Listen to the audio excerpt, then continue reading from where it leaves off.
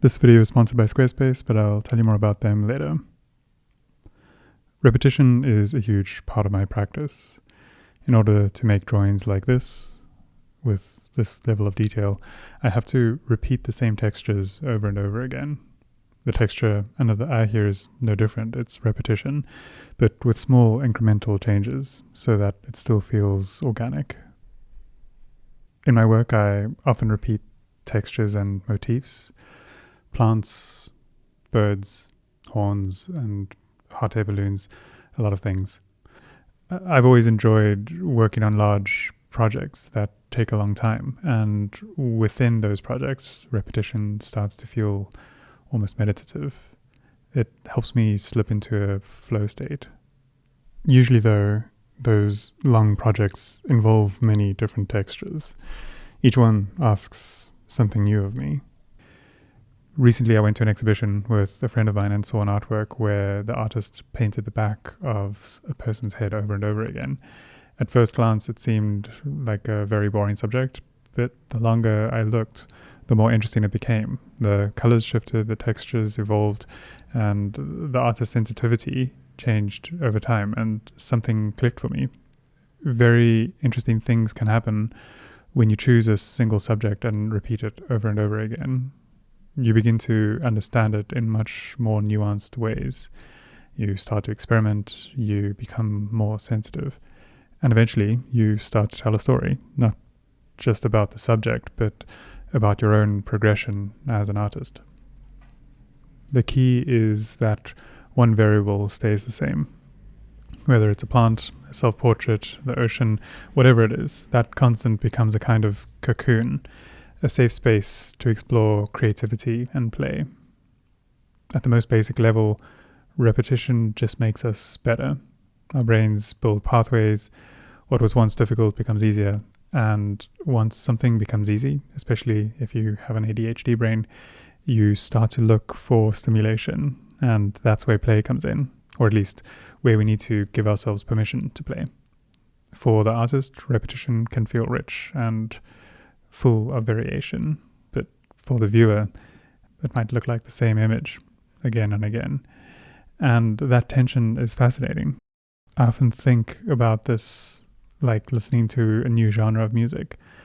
At first, all the songs sound the same, but as you become more familiar with it, you start to hear nuance, the playfulness, the experimentation, the subtle differences. That sensitivity can only come through repeated exposure. Repetition can also add meaning in unexpected ways, even with words. This works with words as well. This works with words as well. This works with words as well. This works with words as well. The repetition adds rhythm, a sense of reverence. The same thing happens visually. What excites me most right now, especially in drawing flowers over and over again, is watching the confidence grow. What felt uncertain or at first becomes solid. I know that I can draw a petal in this way, and once I know that, I can start to experiment. I try different approaches, different sensitivities, and I always know I can return to something that works. It creates a safety net, and that safety frees me from the anxiety of asking, can I do this?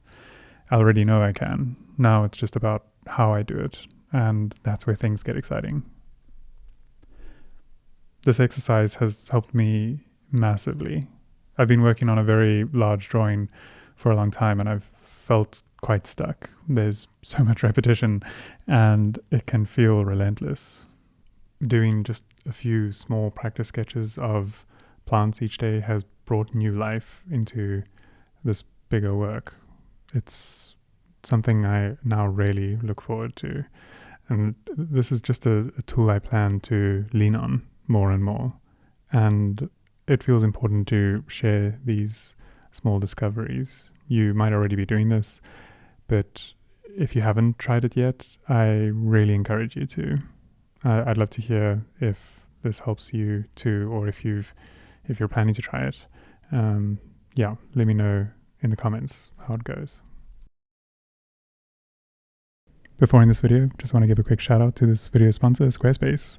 I've been working with them for a couple of years now, and they've played a huge role in my career, not only in sponsoring this video and helping me maintain this channel, but early on in my career, I was looking for a way to showcase my work and make it easy for collectors to find me and get in touch with me.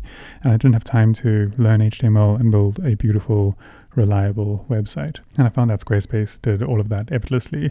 I never had to patch or upgrade anything. I could register a domain with them and set up an online store. And most importantly, I could design a portfolio and show my work the way that I wanted to. Also, every time I got stuck, their amazing support team helped me out instantly. So if you're looking at building a website, give Squarespace a try. And if you decide that you love them, use the offer code and get 10% off your first purchase. There we go. I hope that this little practice can help some of you. It's definitely helped me a lot, and it's basically the thing that I really look forward to every day, is to just do a couple little sketches and slowly develop this cocoon of safety to play around in. And I think next month I'm going to choose a different subject. So this month I'm just doing plants or flowers, and next month I might jump into hands or something else. But it's a really interesting way to work and to be able to track the progress. So yeah, hopefully it helps you guys out as well. Thanks for all the support as always, and I'll see you guys in the next one. Bye.